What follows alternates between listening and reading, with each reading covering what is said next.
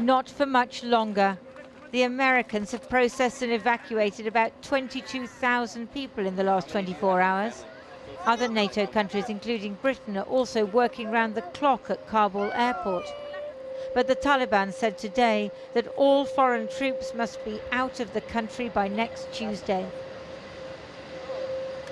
Evacuations will therefore have to stop a few days earlier. And Afghanistan's new rulers said today that Afghans are no longer permitted to leave. At a press conference in Kabul, they said they needed Afghanistan's engineers and other skilled workers to stay.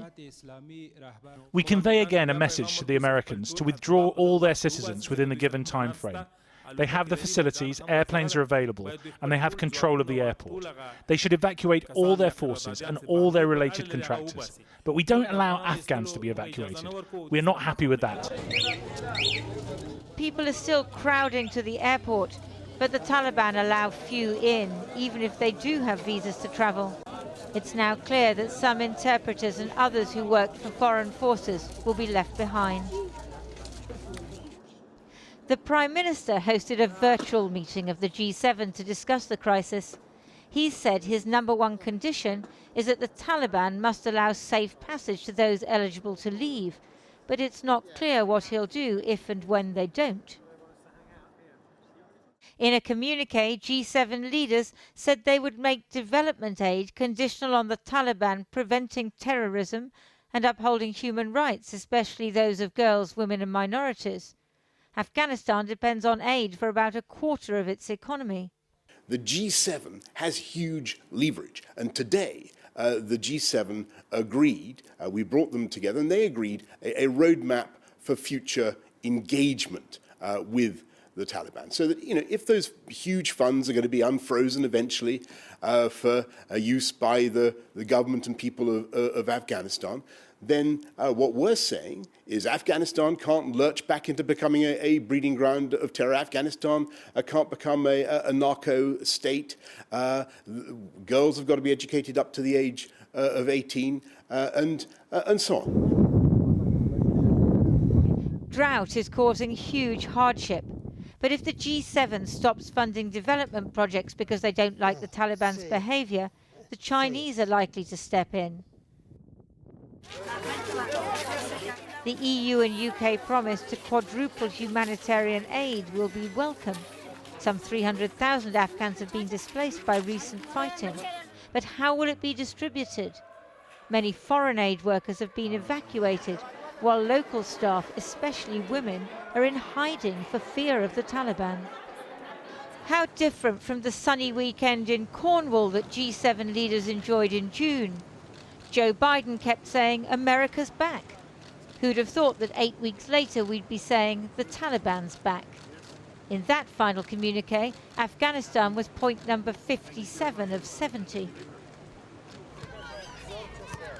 Afghan children evacuated to a US military base in Germany. Happy faces, to distract from all those left behind, because world leaders didn't see this coming. Lindsay Hilson. So, Boris Johnson's efforts to use the UK's G7 presidency to persuade the US to extend its deadline in Afghanistan has failed. Our political correspondent Liz Bates is at Downing Street right now. Liz. Yes, so that emergency meeting today went on for 2 hours. It started at 2:30 this afternoon. It was hosted at Downing Street by Boris Johnson. Other G7 leaders joined virtually. What became clear, though, quite early on today is that the big issue of extending that evacuation deadline from Kabul airport to get more people out of Afghanistan, that seemed like it had already been decided on even before this meeting started today. The Taliban had said that they wouldn't accept an extension. The US, in the end, decided that they, as well, would stick to that August 31st deadline. And that's despite days of international pressure, not just from the UK, but from France, from Germany, from the EU as well. After the meeting, the Prime Minister said in his statement that a joint approach to engaging with the Taliban had been taken. I think what we really saw was a United States approach that in the end everyone else just had to go along with. So where does this leave the UK now? Well, it leaves the UK government with just a matter of days to get people out of Kabul. The latest figures suggest that since the 14th of August, 9,000 people have been evacuated from Afghanistan to the UK, 57 flights. We think that 9 more of those flights will take place in the next 24 hours. The reality is, though, of course, that the UK and the rest of the world is running out of time, and many people will be left behind, as the Defence Secretary has previously admitted.